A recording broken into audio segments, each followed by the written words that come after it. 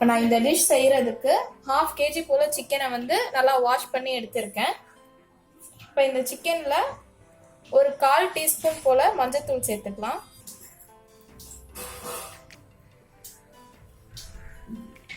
தயிர் சேர்த்து நல்லா மேரினேட் பண்ணி வச்சுக்கலாம்.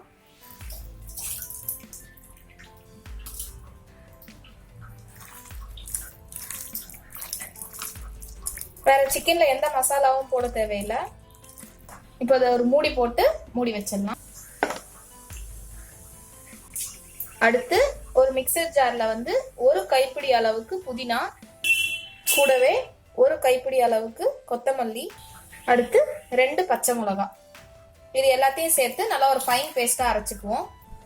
இதை அரைக்கும் போது ஒரு 1/2 கப் அளவுக்கு தண்ணி சேர்த்து அரைச்சிக்கலாம். அப்பதான் நமக்கு ஒரு நல்ல பேஸ்ட் கன்சிஸ்டன்சில கிடைக்கும். இப்ப பாத்தீங்கன்னா நம்ம இது போல நல்ல ஒரு ஃபைன் பேஸ்டா வந்து அரைச்சி எடுத்துக்கிட்டோம்.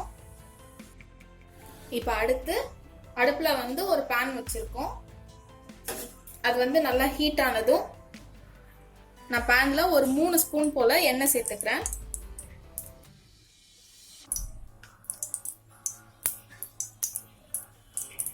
எண்ணெய் நல்லா ஹீட் ஆனதும் அதுல வந்து நான் ஒரு 2 துண்டு போல பட்டை, அப்புறம் 2 ஏலக்காய் சேர்த்துக்கிறேன்.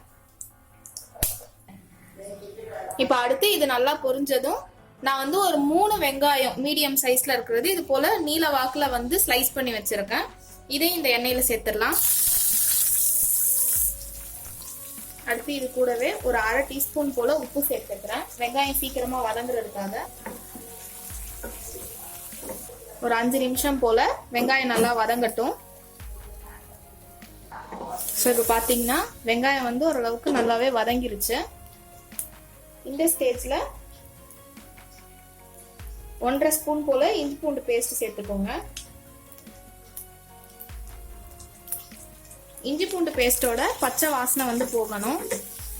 இப்ப பாத்தீங்கன்னா இஞ்சி பூண்டு பேஸ்ட் வெங்காயம் எல்லாம் சேர்ந்து நல்லா வதங்கிருச்சு, அதோட பச்சை வாசனையும் போயிருச்சு. இந்த ஸ்டேஜ்ல நம்ம மேரினேட் பண்ணி வச்சிருந்தோம் இல்லையா, தயிரும் மஞ்சளும் போட்டு அந்த சிக்கனை வந்து சேர்த்துடலாம்.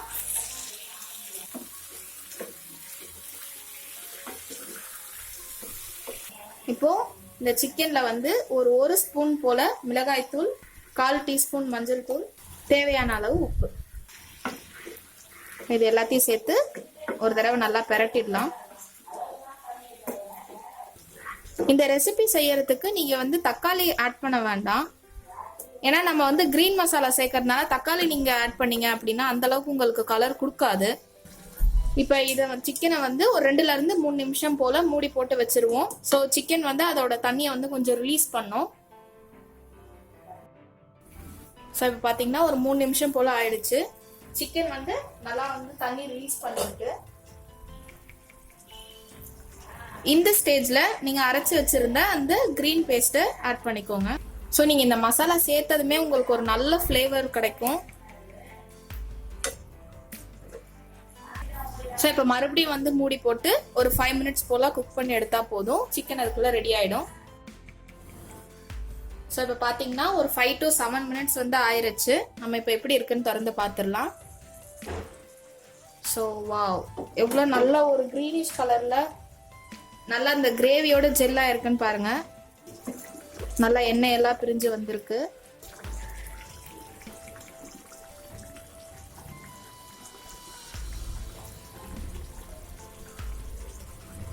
ஸோ பார்த்தீங்கன்னா தெரியும் சிக்கன் வந்து எவ்வளோ நல்லா குக் ஆயிருக்கு அப்படின்னு சொல்லி. ஸோ அவ்வளோதான் ஃப்ரெண்ட்ஸ், நம்மளோட ஹைதராபாதி கிரீன் சிக்கன் வந்து ரெடி ஆயிருச்சு. இந்த ஸ்டேஜ்ல நம்ம ஸ்டவ்வை வந்து ஆஃப் பண்ணிடலாம்.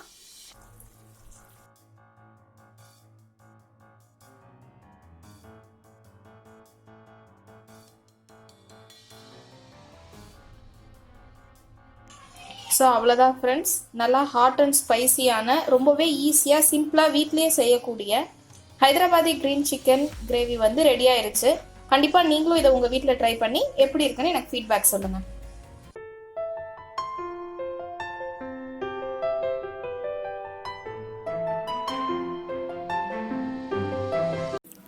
உங்களுக்கு இந்த வீடியோ பிடிச்சிருந்ததுன்னா இந்த சேனலை மறக்காமல் சப்ஸ்கிரைப் பண்ணுங்கள். கூடவே பக்கத்தில் இருக்க பெல் ஐக்கானையும் கிளிக் பண்ணுங்கள். அப்போ தான் என்னோட அப்கமிங் வீடியோஸ் தவறாமல் உங்களை வந்து சேரும்.